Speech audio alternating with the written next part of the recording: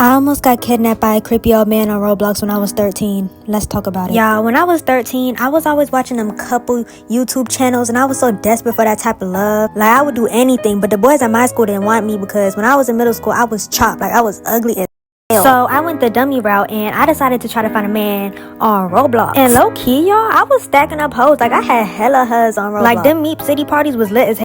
I had a whole roster, but I didn't want a roster no more, y'all. I wanted to settle down. I wanted to find the love of my life. You know what I'm saying? Okay, so boom, I met this guy. His name was Corey. We fell in love. Like, I'm telling y'all, like, I was so in love with this boy. Like, I was truly convinced that this was the love of my life and all that stuff. Like, I was in love with this man. Corey knew that I was 13. I told Corey I was 13. Corey told me he was 14. 1 year age difference. You know, it don't matter. You know, cool. So after like 3 months, Corey wanted to meet up. And low-key, I wanted to meet Corey too. Like, I was craving physical affection, physical love, all that stuff. I live in Atlanta, so me and Corey planned on meeting at Cumberland Mall. And the date was set and everything. Like, we planned on where we was gonna eat, what we was gonna wear. We had matching outfits. Like, it was gonna be really cute. So I told my mama, I was like, Mom, me and my best friend wanna go to this birthday party, da da da da. I couldn't say I was trying to meet up with my Roblox boyfriend because I wasn't allowed to have Roblox or a boyfriend. So I had to make up something like really, really believable, and she let me go. So I had my brother drop me off at Cumberland Mall where I was supposed to meet Corey. And I was really, really early. Like, we planned to meet at 3 and I was there at like 2:30. Y'all, I was so excited. I was in the mirror. I was just practicing how I'm gonna talk to him like, hey Corey, oh hey. Yeah, looking back, it was really, really cringe, but you know, I was really excited. So Corey finally texted me and he like, hey, I'm about to pull up,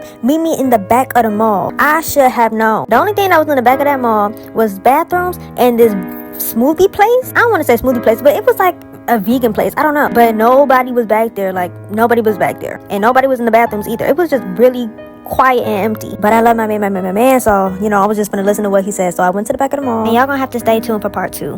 Part 2 on how I almost got kidnapped by a creepy old man from Roblox when I was only 13 years old. And when he got to Cumberland Mall, he told me to meet him in the back of the mall. The very, very back where there was nobody there. And it was really quiet and really empty. Okay, so boom, I was sitting there waiting for him for about 15 minutes. And I was spam texting and asking him like, hey, like, where are you? I'm getting really nervous. So I told y'all I was in the back of the mall. And in the back of the mall, there's a bathroom. This lady was walking into the bathroom and she was like, hey, well, like, are you okay? Why are you just sitting here by yourself? Are you waiting for somebody? Where's your parents? She was just asking me a whole bunch of questions. I told her I was fine and I was waiting on meeting up with a friend. And she said, okay, but she looked a little bit confused and she went back to the bathroom. I'm still in the back waiting for Corey, and finally he texts me and he says, okay, I'm on the way now. I had to get something to eat. I was a bit hungry. Things were starting to get really, really skeptical, and I considered calling my mom and just going home, but I love my man, so I was like, you know what, let me just wait it out. Y'all, I kid you not, someone tapped my shoulder and I flinched so hard, and I turned around and it was a tall, white beard, ginger haired man. He looked just like a leprechaun, but I thought he was about to ask me, you know, if I'm safe or anything like that lady did, because this not Corey. Corey was black and he was 14 and he definitely didn't have no white beard. And so I'm just turning around and I'm just looking at him waiting for him to say something because he was just staring at me, and he was like, I have to tell you something,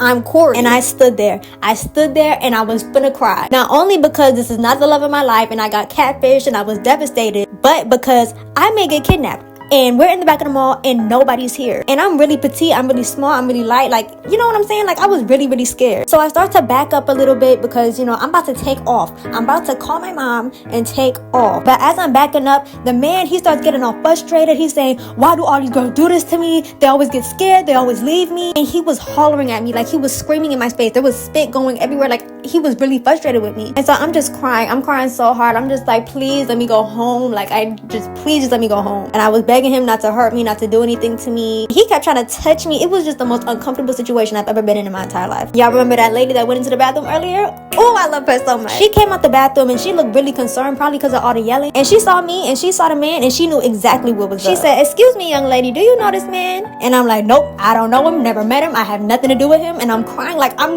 like, no, hell no, I don't know him. And so the lady like, sir, if you do not back up away from this little child, I'm gonna call the police. And so now the man, he yelling and cussing out both of us. He seemed like he was on drugs because his eyes was red. It was so crazy. So security ended up coming after all the yelling because it was really, really loud, and he got escorted out the building. But y'all, oh my gosh, if that lady wasn't there, what y'all think would have happened to me? Also, fun fact, the lady's name is Janelle, and I still talk to her to this day. If I need help with anything, like, she's always there for me. We became really, really close after that. And that's the story of how I almost got kidnapped at 13 by a creepy old man on Roblox who probably kidnapped other children. But thankfully, I'm safe and I was okay. And I hope you guys enjoy. Bye, guys.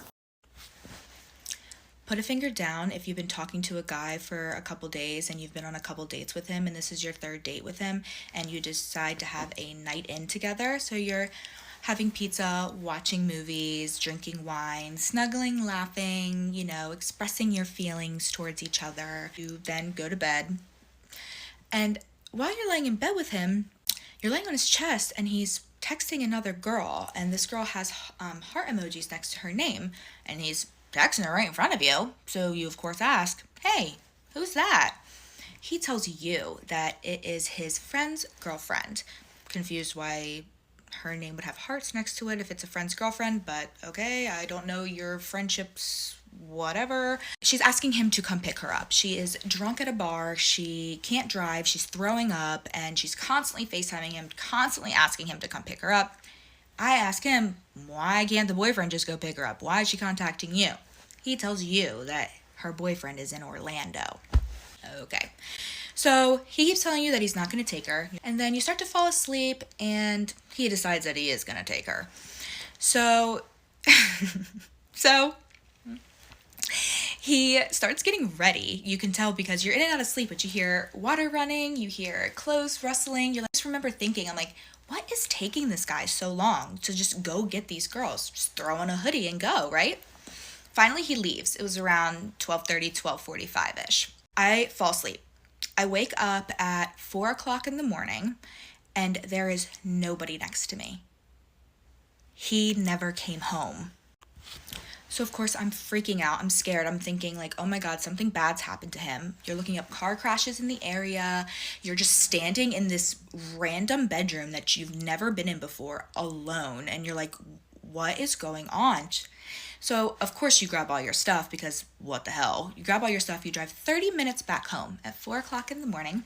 And, of course, you text him and call him. And you're like, hey, where are you? And no answer, of course.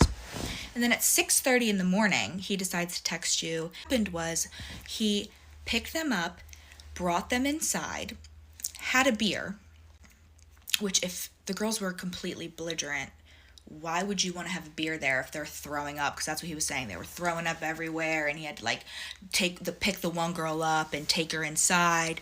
And I'm like, so why would you have a beer there anyway? After the beer, it was around 3-ish, and he went to go just shut his eyes in a gas station parking lot for about 15 minutes, and turned into 4 hours of a nap. He likes to call it a nap.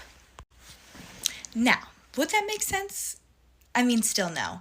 But to make matters even worse, he works night shift. He's used to being up at night. And he lives 25 minutes away from downtown. Why do you need to take a nap in between that?